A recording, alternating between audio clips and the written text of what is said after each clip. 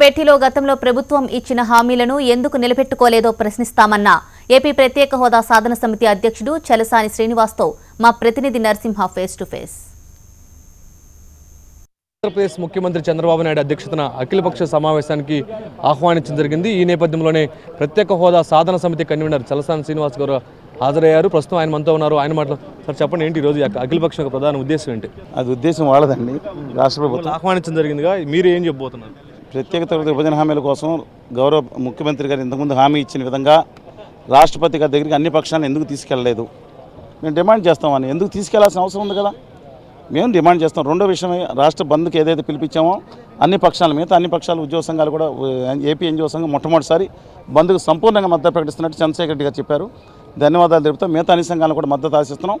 కేంద్రంలో మోడీ గారు రోర్స్ గుజరాత్ కోసం ఆయన గర్జించినప్పుడు ఆంధ్ర మౌన్స్ తన బిడ్డ ఆవేదనని దేశానికి తెలపడానికి ఈ బంద్ నిర్వహిస్తున్నామని చెప్పి అందరూ తీసుకుంటాం.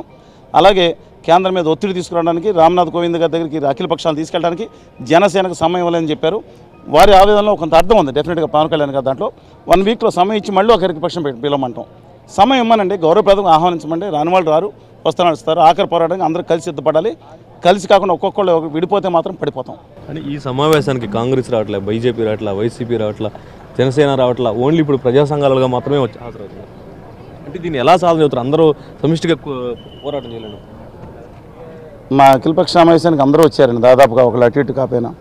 ప్రభుత్వ స్థానికి ఎందుకు రావాలో వాళ్ళని అడగాలి, నేను రెస్పాన్సిబిలిటీ కాదు. ఎవరెక్కడికి వెళ్ళినా ఈ రాష్ట్ర ఆంధ్ర ప్రజలంటే, తెలుగు ప్రజలంటే పిచ్చి ప్రేమ అండి మాకు.